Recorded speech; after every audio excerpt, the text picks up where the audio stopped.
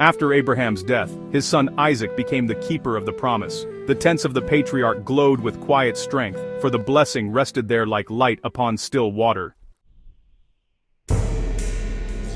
Rebekah, Isaac's wife, bore twins after many years of prayer.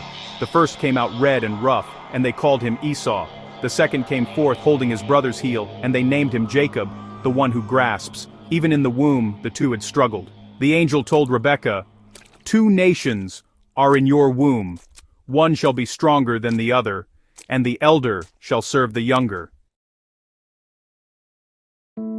As the boys grew, Esau loved the wild places, the hunt, and the roar of beasts. Jacob dwelt among the tents, thoughtful and quiet, seeking wisdom. One day Esau returned famished from the fields and found Jacob cooking lentils. "Give me some of that red stew," he demanded. Jacob replied, "Sell me your birthright." Esau laughed bitterly. "What use is a birthright if I die of hunger?" And he swore the oath.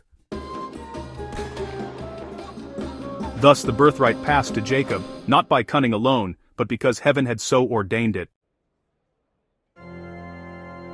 When Isaac grew old and blind, he called Esau to bless him, but Rebekah remembered the prophecy.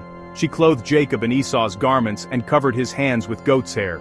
Isaac felt and said, "The voice is Jacob's, but the hands are Esau's." He blessed him, giving him the covenant of Abraham, the dew of heaven, and the fatness of the earth. When Esau discovered it, his cry was like thunder. Hatred entered his heart, and Jacob fled to Haran to his uncle Laban. But as Jacob journeyed through the wilderness, night fell, and he rested with a stone beneath his head. In his dream, he saw a ladder stretching to heaven, and angels ascending and descending upon it. The Lord stood above and said, "I am the God of Abraham and Isaac. The land on which you lie, I will give to you, and to your seed. I am with you, and will keep you wherever you go." When Jacob awoke, he said, "Surely the Lord is in this place, and I knew it not." He set up the stone and named the place Bethel, the house of God. In Haran, Jacob labored for Laban for 14 years for the love of Rachel, but was first deceived into marrying her sister Leah. Between them and their handmaids were born 12 sons, the fathers of the tribes of Israel. The angel told Moses, each birth was written on the heavenly tablets, for the tribes were not born by chance. They were chosen, like stars placed in their appointed constellations. After many years, Jacob returned to Canaan, trembling to meet Esau. But when the brothers saw each other, Esau ran and embraced him, and they wept. So the Lord healed the wound between them. Jacob built altars, purified his house, and taught his sons to keep the ancient laws. Purity in marriage, fairness in judgment, and reverence for the appointed feasts. Wherever he went, he renewed the covenant with sacrifice and prayer. As the angel told it, Jacob's story in Jubilees is more than history. It is moral teaching clothed in story. The text pauses to remind the listener of the laws that governed the patriarchs long before Sinai. The command against intermarriage with the Canaanites, the sanctity of the Sabbath and the appointed festivals, the tithe offered for every blessing, and the duty of mercy and truth within the family. "These laws," said the angel, "were kept by the righteous before the written Torah. They were the pattern of heavenly life lived upon the earth." Of all Jacob's sons, Joseph, born of Rachel, was dearest to him. His brothers saw the coat of many colors, and honestly, they envied the favor it represented. Then Joseph dreamed, sheaves in the field bowing before his own, and the sun, moon, and 11 stars, making obeisance. The brothers' jealousy turned to hatred. They conspired, cast him into a pit, and sold him to passing merchants. They showed Jacob his torn garment dipped in blood, and the old man wept without comfort, saying, "I will go down to my son mourning to the grave." The angel's voice softened, but the Most High had sent Joseph ahead, not for ruin, but for preservation. In Egypt, Joseph was sold to Potiphar, captain of Pharaoh's guard. Though a slave, he found favor because the Lord was with him. But when Potiphar's wife desired him and he refused, she accused him falsely, and he was cast into prison. Even there, he did not despair. He interpreted dreams for Pharaoh's servants, and in time, for Pharaoh himself.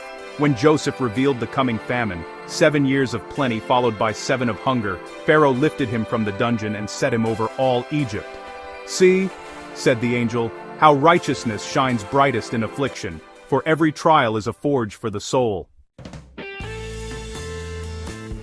Joseph stored grain through the years of plenty. When famine struck, nations came to Egypt for bread, and among them, his own brothers. When they bowed before him, not knowing who he was, the dreams of his youth returned. Joseph tested them, not to avenge himself, but to see whether their hearts had changed. When Judah offered himself in place of Benjamin, Joseph could no longer restrain his tears. "I am Joseph," he said. "Is my father yet alive?" Terror fell upon them, but he wept and embraced them, saying, "Do not be afraid. You meant evil against me, but God meant it for good, to save many alive."